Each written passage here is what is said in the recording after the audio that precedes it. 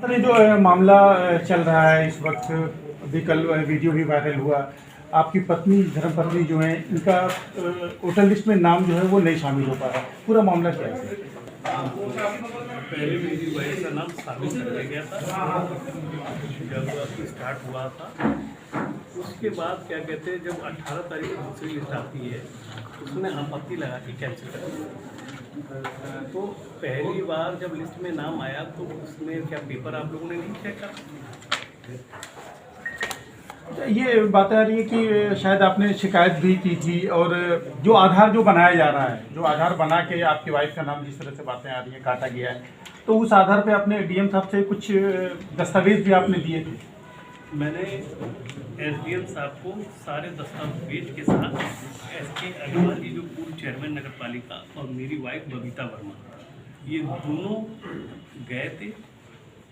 SDM साहब ने अपने केबिल में एक दिन पहले तो नहीं मुलाकात हुई, दूसरे दिन गए तो फिर उन्होंने साइन करवाए और सामने साइन करवा के सारे, जिसमें एक विधायक आपसे कह रहा है जिनको सामने एसडीएम को पता रहना चाहिए, मेरे विधानसभा है, एक समान कोई व्यक्ति है, चलो ये तो मेरी धर्मपत्नी है, किसी का भी कोई जाए और आपके केबिल में भीड़ भी नहीं हो तो एक आपको एक आदमी को बैठा के एक सम्मान देना चाहिए। कोई भी महिला, कोई भी जेंट्स, आप जैसे व्यक्ति के आपका भी परिवार हो सकता है। एक दिन पहले आपने बुला लिया और आप चले गए, आपने ये जता दिया मैं अधिकारी हूँ, कोई बात नहीं। दूसरे दिन आपके पास मेरी धर्मपत्नी जाती है, विधायक है, मेरा विधानसभा है, तो इतना तो सम्मान का अधिकार हम लोग आते होंगे शायद। सर ये जैसे यहाँ पे नाम काटने की जो बात चल रही है, कब आपने, आपकी वाइफ जाहिर है कहीं की और वोटर थी, कब वहाँ पे उनका नाम कटा, कब उन्होंने यहाँ पे कब अप्लाई किया, थोड़ा सा ये नियम है। 18 तारीख को यहाँ जैसे वो 2 पेपर निकले थे, पहले भरने का और फिर कटने का, 2 चीज़ होता है। तो आपने यहाँ अप्लाई कर दिया और जिस दिन यहाँ पर और वहाँ पर आपने कटने के लिए दे दिया, यहाँ नाम आता है और वहाँ मेरा नाम वाइफ का कट जाता है। उसके बाद यहाँ पर क्या कहते हैं 18 तारीख को हमें पता चलता है, वहाँ से तो कटा ही, यहाँ से भी कट गया। तो वो जो आपके नाम कटे तो उसके डॉक्यूमेंट्स आपने सारे डॉक्यूमेंट आपको मैंने तमाम जितना भी यहाँ पर प्रेस मीडिया है, भाई बंधु, सबको मैंने एक एक सेट दे दिया। आप उसको दिखवाएंगे तो हर नियम, हर कानून का सारा चीज़ लगा है, नियम के साथ, बिना नियम के कोई पेपर मैंने नहीं दिया। मैं एक चीज़ और आपसे समझूँगा कि आपने जैसे कहा कि 600 करीब ऐसे लोग हैं जिनके पास दोहरी नागरिकता और उनका नाम शामिल है, इसकी जानकारी आपने दी थी क्या उस पर डीएम सर? मैंने आपने इतनी बड़ी सवाल उठाया ये वाला, ये जब मेरी वाइफ का बना था उसी समय ये मेरे क्षेत्र के लोग कंप्लेंट लेके आए, एप्लीकेशन लेके लाए और पूरी फाइल, बोला विधायक जी 4 लोग आए, मैं अपना दल का विधायक हूँ और भारतीय जनता पार्टी का गठबंधन हूँ, और जो शिकायत भी लेकर आए वो सारे भारतीय जनता पार्टी के मेन कार्यकर्ता, मेन लोग हैं जिन्होंने शिकायत करा था। उनकी भी शिकायत उन्होंने नहीं सुनी। उन्होंने बोला एसडीएम हमारी सुन रहा नहीं है, तहसीलदार हमारी सुन रहा नहीं है। मैंने बोला तहसीलदार को आप वहाँ पहुँचिए और मेरे स्पीकर पे बात करवाइए। तहसीलदार को वहाँ पर गए और पेपर दिया। एसडीएम को मैंने फ़ोन करा, ये पेपर सारे लीजिए, तो 400 पेपर उनको दिया, 185 पेपर एडीएम को दिया। तो एडीएम बोला ये मेरे अंडर में आता नहीं है, एडीएम ने उस पर साइन करके बोला मैं, तो मेरे पास सबके सबूत तो सब पेपर के साथ है।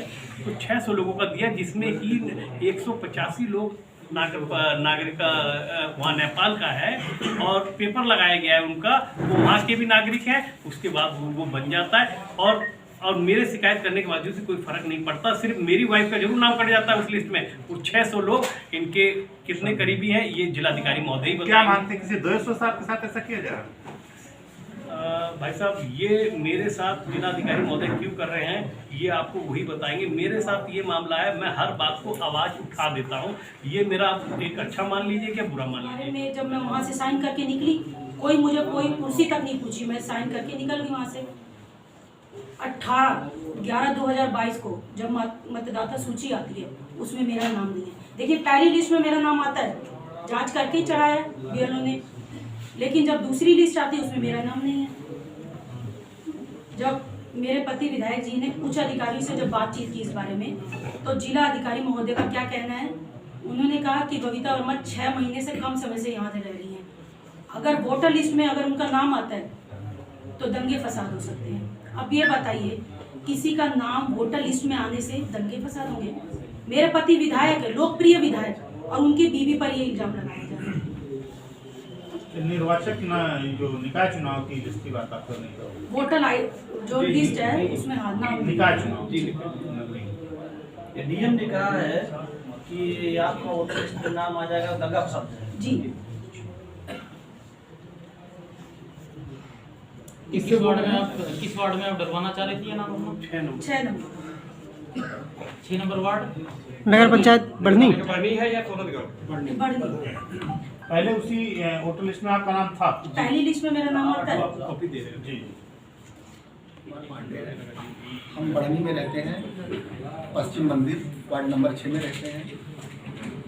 सारा सब कुछ जो बवाल चल रहा है इसको लेकर के, इसमें कहीं ना कहीं एक कड़ी आप हैं। प्रशासन का ऐसा कहना है कि वो आपके यहाँ किराएदारी नहीं थे और आपके यहाँ ये लोग रहते ही नहीं है। बख्ता जी को जानते हैं आप? कौन नहीं? हाँ जी, सबका इनको जानते हैं। पांडे जी, आपके यहाँ कितने दिनों से किराएदार हैं?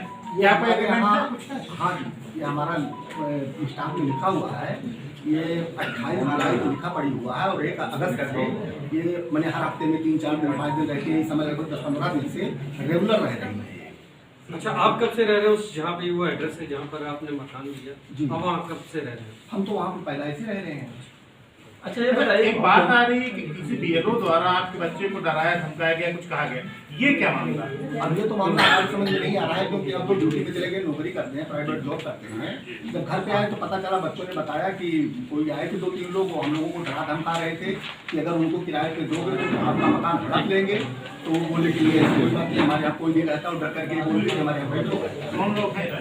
अब उन लोगों को हम नहीं जानते क्योंकि हम तो देखते नहीं है, लेकिन वो बच्चे लोग बताए कि हाँ यहाँ पे आए तो इससे डरा धमका रहे थे।